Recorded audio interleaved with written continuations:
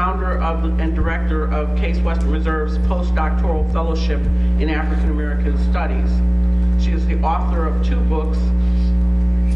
Her recent one, Concrete Demands, The Search for Black Power in the 20th Century, and the award-winning The Politics of Public Housing, Black Women's Struggles Against Urban Inequality.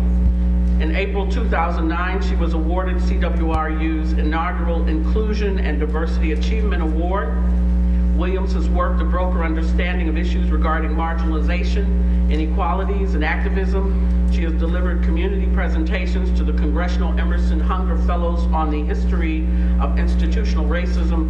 She's given numerous lectures, including at the Smithsonian Institution and Woodrow Wilson Center in Washington, D.C. She is an educator and scholar activist committed to critically assessing and exposing the entrenched systems of inequality and the enactment of social justice. Dr. Rhonda is also an action scholar. She is the author of numerous articles, among them The Pursuit of Audacious Power, Rebel Reformers and Neighborhood Politics in Baltimore from 1966 to 1968, Neighbor Rebels, Black Power at the Local Level, and the challenge the status quo by any means necessary, by any means. Community Action and Representational Politics in 1960s Baltimore, The War on Poverty, A New Grassroots History. She is the co-editor of Women, Transnationalism, and Human Rights, a special issue of the Radical History Review in 2008, and the Teaching the American Civil Rights Movement in 2002.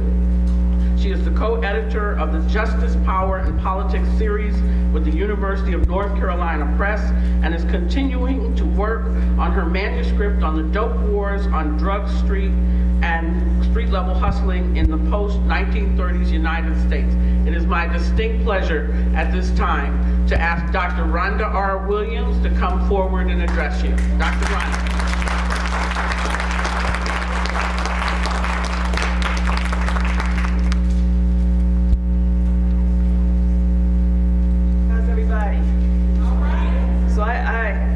Be honest, I need energy today. So how's everybody? Right. I might ask you that throughout the talk, and I need you to feed me today with your energy and your zeal.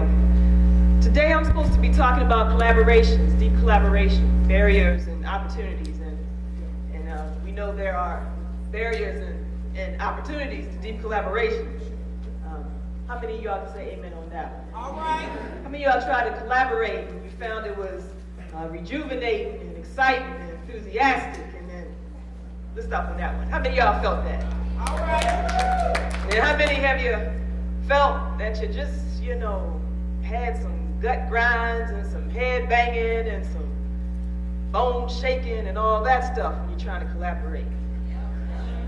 That's all I got on that one? That's good. That's good. That's good. That's good. So I'm talking about deep collaboration. I want to start by actually giving a slight poem, bio, political, social kind of moment to you. And then I'm going to go into actually talking about some nuts and bolts of deep collaboration, like political coalitions versus what collaboratives look like, and I want to kind of end up with a poem if I have enough time, because sometimes I can get go in and get long-winded, so somebody might have to rein me in. So to start us off, I'm going to start with I am we in the context of a collaborative spirit, right? I am we. So I am a daughter, I'm a sister. I am that youth deemed rambunctious who might have been on her way to an alternative school for hard-to-handle youth. I am the misdiagnosed and the prejudged child. I am the young girl with you wear Coke bottle glasses locked in the dark in a library closet by her classmates. Just playing, they said. I am the bullied, I am the valedictorian of my university undergraduate class, the first black ever in that school's 187-year history. The title of my commencement speech was Education, a Tool of the Status Quo. Standing before 3,000 people, I say, anytime a teacher tells a female student she ought to worry about her husband and children and not her grades, Or tells a black student at this university she's a typical black because she sits in the back of the classroom. Or tells a black student that she can't write enough, that she writes too black, there is a problem. That's right. I am that young black woman whose journalism professor told her she wrote too black. I am an introvert. I use the pronouns she and her. What pronouns do you use? I am them and they, not she or her or he or him. Excuse me, what bathroom can I use? I am an aspiring writer, become journalist, puzzled by the ways people are seen differently, portrayed differently, treated differently. For why? I am a PhD, the first in my immediate family, an award-winning author, first black person tenured in my academic department at CWRU, the first in 2004. All right. I am an aunt to the power of two. I am a cousin of returning citizens. Society calls them ex-felons. A friend of hard-working recipients of government housing and food subsidies. Some of our government officials have called them alligators and wolves. I am a hoodie over your head, invisible and hypervisible. I am a mugshot. I am Michael Brown and Ferguson. I am the dead, dying, and demonized women and children in Palestine. I am two unarmed black people killed in a hail of 137 white police bullets in a middle school parking lot in East Cleveland over 2 years ago, November 29, 2012. I am a Billie Holiday song, a provocation, sometimes deemed to be, but never am I a stereotype. I am Cesar Chavez. I am Elizabeth Sullivan Martinez. I am Yuri Kochiyama. I am the real Martin Luther King, not just the I have a dream paper cutout. I am an echo and echo and echo and echo, reverberating, demanding that we listen to people's voices. Actually see them in their lives. Can you see me? I am someone who does not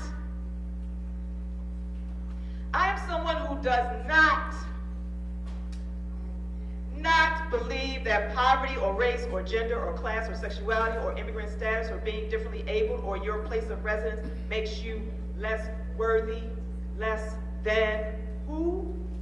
I am a walking protest, always in progress, on a journey for justice. Who are you?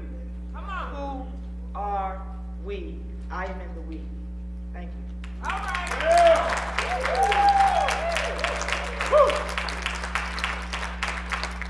So I start there because for me, I was trying to figure out how I would actually start this conversation about collaboration. You know, I could just start, nuts and bolts, how we collaborate, like we did, barriers and opportunities and challenges, which is where I'm going to go. But I figured, how do we talk about the spirit that comes with collaboration, even when we're in progress, right? Even as imperfect human beings, right? Even as people trying to struggle to make the world better. Even as people in the room who say we agree and we're trying to move the same way, and yet we know it's hard work to do that, right? So how do I begin to do that and put us in the spirit of that? And so I am we is one way. So there are moments in there where you may recognize me if you know me. You may think it's me if you don't know me. You may know it's not me when I'm saying I'm Michael Brown. But the idea is, how are we, the I's connected to the we? Right. How do we see ourselves related and connected? And how can that, as a spiritualizing center, as a way to challenge the mental logics and the governing logics that we have, that we walk through, help us in the journey of imperfect human beings trying to transform the condition of oppressed people in the world? Right?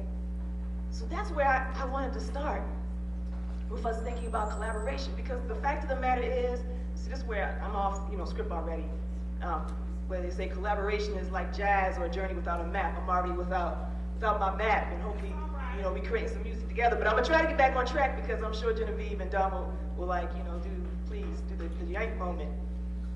But how do we do that work together, that internal work, right? Because we all have to do the internal work. 'Cause none of us have arrived. All right. All of us make mistakes. All of us wish we could take something back. All of us wish we had done something we didn't do, right? I mean, you wish you had done something that you in the moment didn't actually do, not that you know. Okay. Y'all with me? I need food. I need food. Y'all with me? Y'all with me? With me. So, how do we do that internal work as we try to engage in the external work of actually pulling together and coalitioning and engaging in a collaborative practice, right? Or collaborative practices. So let me talk about some nuts and bolts stuff, and then move through this. Hopefully we have some Q&A, and hopefully end on a poem by Ben O'Cree from his book Mental Fight. All right. Okay? Sort of taking us full circle. So political coalitions. I'm going to talk about political coalitions, and I'm going to talk about collaboratives. And these are sometimes talked about in the same way, but they have sort of different elements to them, and it's debated in the literature and all of that, probably debated by people in community. But nevertheless, it gives us a framework at least to kind of think and work through and have a conversation around. So political coalitions are usually issue-driven partnerships, okay? They usually bring together or attempt to bring together different vested interests. Usually seeking a particular action, often by public authorities. For instance, you want legislation, or you want some kind of service or program to be established, right? And it often brings up the issue of a time frame. There's a certain time frame that you must actually get the work done in. You're fighting against the clock, or you got a timeline that at least you can work against it, if not very in your face and present in the moment in terms of fighting against the clock. It is often done as part of a collective action. There's a collective action component to it, right? So political coalitions, which actually are issue-driven, which actually try to bring different vested interests together, that's usually seeking a particular action, often usually has a collective action component. So it could be, petitions, it could be protests, and this brings up the issues of strategies, like how do we actually achieve that particular political thing that we're seeking to have some impact or some reform, right? So that's political coalitions. The collaborations also are connected to political coalitions, but as I said, collaborations are more like jazz. They're more like a journey without a map, right? They're usually mission-driven partnerships, right? Versus issue-driven partnerships. Folks understand the difference between issue and mission-driven partnerships? Somebody tell me, just shout out, like, if it's an issue-driven versus a mission-driven. Give me an example of that, because I like to, like, when we end, I like to be with you all, like, not just talking, Somebody tell me, what's issue-driven versus mission-driven? Yeah. Lizard. Stand up, Lizard, so they can see and hear you. Y'all gonna hear Lizard in a little bit. One thing I can consider as more issue is like that sort of issue. Can y'all hear Lizard? Come up here, Lizard.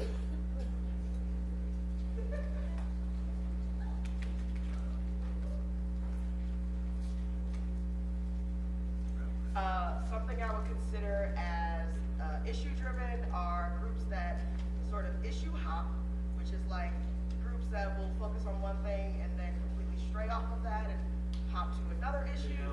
And then something that I would consider mission-driven is those who are dedicated to fixing things as a whole, not just focusing on one specific issue at a time, but finding ways to incorporate those things into what they're doing and fixing that with one strategic plan or one strategic movement. So that's. Sounds good. Anybody else? Anybody else want to speak to issue or mission driven? So mission driven is like Lizard said, you have an issue. You want to fix the pothole in the street. And you gather together because ain't nobody coming to your street trying to fix nothing. They ain't trying to get no money. They ain't not even trying to see how all your cars are breaking their axles. They not seeing how little kids get stuck in there. So whatever, right? I mean, they're not seeing it. So you organize around that. But mission driven is I want to transform the social conditions of my neighborhood and the level of funding I get from my neighborhood that creates the kind of dynamics where I'm always having potholes and freeze-ups and the heat get turned off, and I got abandoned and vacant houses, and it connects to the social and political conditions, and I'm driven mission-wise to transform the conditions of the neighborhood of the people, you know? So it takes you to a different kind of level of commitment and a different kind of level of required mental logic assessment in terms of where your values and your core and your center is. Does that make sense? Everybody with me, right?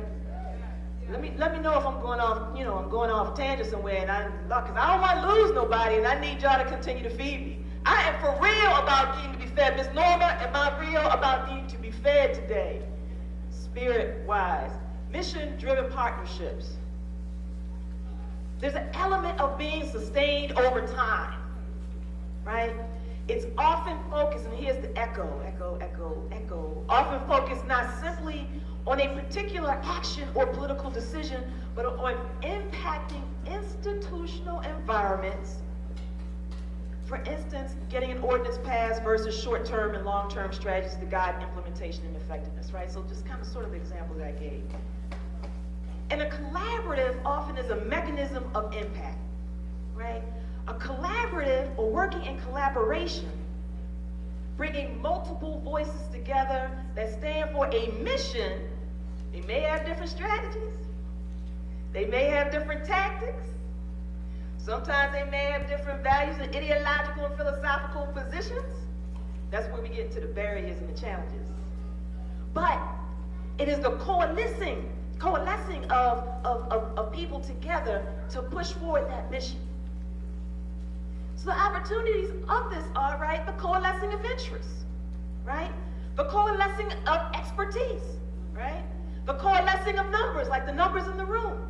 Just imagine this, 100, 1,000, 2,000-fold. The power of voice is an opportunity. When you coalesce interests and you coalesce expertise and when you coalesce numbers. And the power that those numbers and all of those things working together have for the potential to shift power dynamics, right? Not to just shift a particular condition, but to shift power dynamics. The potential is there, the opportunity is there for that. Now, what are the challenges and the barriers? Somebody yell out some challenges and barriers. What are some challenges and barriers to collaboration or collaborative? Ego! Can you go a little deeper on that? Ego. What? Can you go a little deeper on that? You gotta come to the mic. You gotta come to the mic.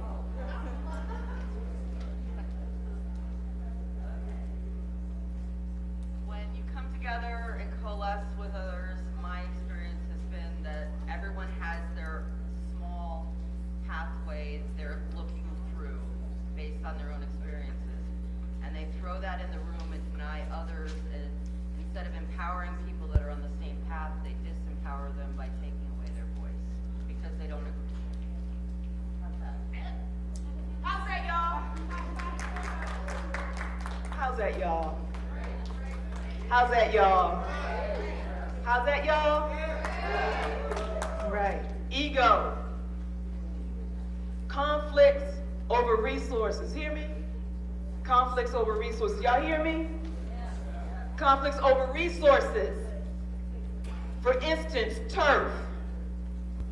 For instance, constituents. For instance, finances. Conflict over resources. Conflict over ideology. Conflict over strategies and tactics, challenges and barriers. Conflict over not only personal ego, but organizational ego. Organizational ego, organizational ego, organizational ego. Lack of respect for differing contributions. Challenge. Insufficient clarity of interests. An uneven shifting commitment to the work at hand. Anybody give me an amen on that last one? What do I mean by insufficient clarity of interest? Okay, we got that one, I think, right? But we can talk about that. But an uneven shifting commitment to the work at hand. Can somebody talk to me about that? What does that mean? Have you experienced that? You're shaking your head. What's that mean? Yeah, see, that's what happens when you respond. Right here in the you said yes. So I just got you moving. You were just shaking. It wasn't about the, okay, right. Uneven shifting and commitment to work ahead. Tell me what. Well, some people get just rated for the short term and other people are for the long term, but then sometimes people have illness or people have to take care of their children or grandchildren, so we have to be sensitive to that. It just doesn't mean that they aren't interested. Sometimes it means that life has taken over. Most definitely. And it also, right? And it also means we have to pay attention. So what? Anybody heard that term called burnout? So that you're not burning out a core group of people who doing and holding all the work, and then ideas are always good. Give me your ideas. We all got ideas, right? When the work come, when the work come, when the work come. How many people with all the ideas sometimes chip into when the work come? Right? So, now that doesn't mean if you can't do the work because you got all kinds of things and reasons why you can't do the work, right? In a particular moment, that you shouldn't give the idea. It just means that, to the degree that you can get an idea and also do some work, then we're going to have a better collaborative situation, right? And the work that is based on an understanding of the ways in which these conflicts happen and we have to confront them, and the ways in which the insufficient clarity of interest means we need to clarify the interest and understand the ideology and the value systems that people are coming from. That's hard work, it's frustrating work, it's internal work, but it's work that has to be done if we're serious about collaborating. Right? And we're serious about understanding, because see, you can't shift the power dynamics in a broader society if you're not willing to shift the power dynamics in your own immediate group and in your own internal logics and your own internal business and your own internal head. Right? Because we all imperfect human beings. These things, conflicts over resources and insufficient clarity of interest and uneven commitment to the work at hand, actually sets collaboratives up for internal rifts and external co-optation. Y'all hear what I'm saying? Internal rifts and external co-optation. So what are the meta-need twos? I'm doing pretty good. I'm almost. Meta-need twos. Y'all still with me, right? Y'all still with me, right? Okay. Meta-need twos have a clear sense of and privilege of what any particular person and in dialogue are calling the common good. I'm working for the common good. Gilda working for the common good. Mr. Freeman working for the common good. Shakira working for the common good. Khaled, Salah working for the common good. William working for the common good. What's the common good? What's Tim think the common good is? Right? What do we all think the common? What's Genevieve think the common good is? What does Don think the common good is? What does Lizzie think the common good is? Right?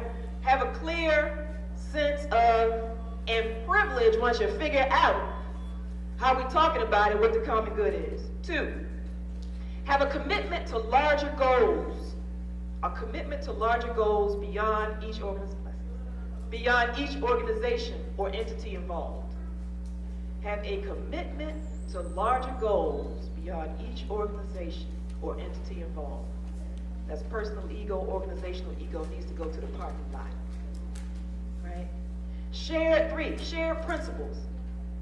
Need to have some shared principles and agreed upon analytic understanding. Analytic, analysis, the analytic, theory, praxis, understanding, right? Is it structural analysis that you're talking about, changing systems, practices, and patterns? Or are you talking about victim blaming? And everybody got to lift themselves up from their own bootstraps. Because see, you're starting from 2 different points there, right? If you're not agreed on some of that, if you're not ferreting out some of that, then it's going to be a problem, right? In terms of how you can move forward in collaboration. 4, openness to being mutually influenced. Critically important. Openness to being mutually influenced. 5, no individual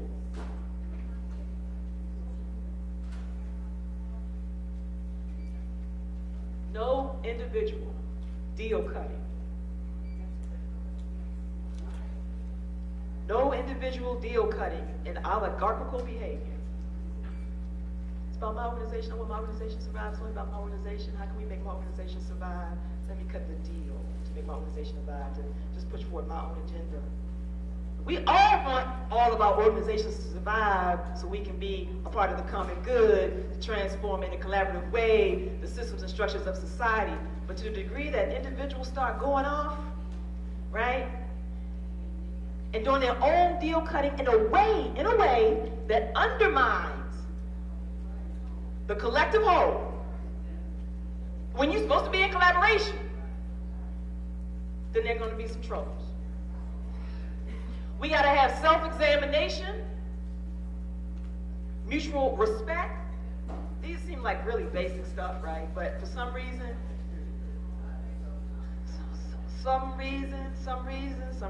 self-examination, mutual respect,